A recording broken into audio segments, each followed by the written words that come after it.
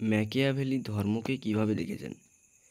তিনি তার বিখ্যাত গ্রন্থ দ্য প্রিন্স এই গ্রন্থে তিনি ধর্মকে সামাজিক ও রাজনৈতিক হিসেবে দেখেছেন বা দেখিয়েছেন। ম্যাকিয়াভেলি ধর্মকে একটি রাজনৈতিক ও সামাজিক শক্তি হিসেবে দেখেছেন, যা রাষ্ট্রের স্ট্যাবিলিটি এবং জনগণের শান্তি শৃঙ্খলার জন্য গুরুত্বপূর্ণ। তিনি ধর্মকে নৈতিকতা বা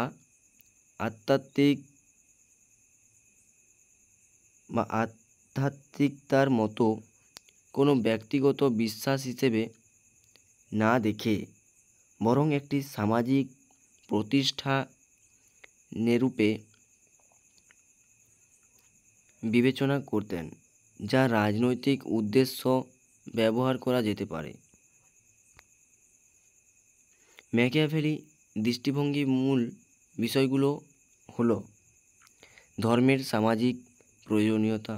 এখানে তিনি বিশ্বাস করতেন ধর্ম মানুষের মধ্যে নৈতিকতা এবং শৃঙ্খলা বজায় রাখতে সাহায্য করে, যা একটি সুস্থ সমাজ এবং রাষ্ট্রের জন্য অপরিহার্য।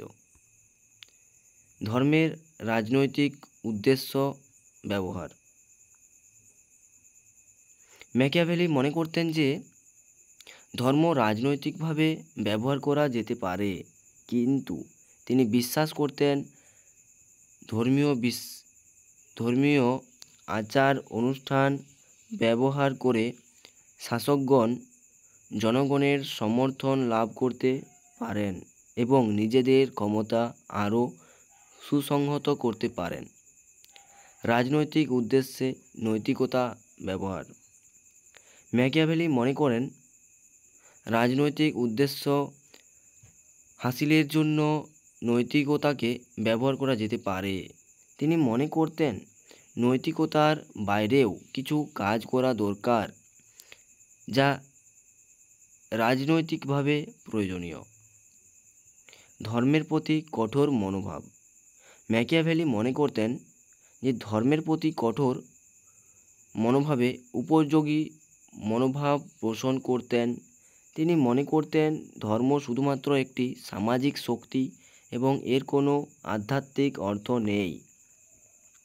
পরিশেষে বলা যায় যে ম্যাকিয়াভেলি এই দৃষ্টিভঙ্গির কারণে তিনি রাজনৈতিক দর্শনে ম্যাকিয়াভেলি শব্দটির মাধ্যমে পরিচিত। তিনি রাজনৈতিকবিদদের জন্য একটি নতুন ধরনের নীতি আদর্শ স্থাপন করেন, যেখানে রাজনৈতিক উদ্দেশ্য হুঁশিয়ারের জন্য ধর্ম ও নৈতিকতাকে ব্যবহার করা কথা বলা হয়েছে। Thank you.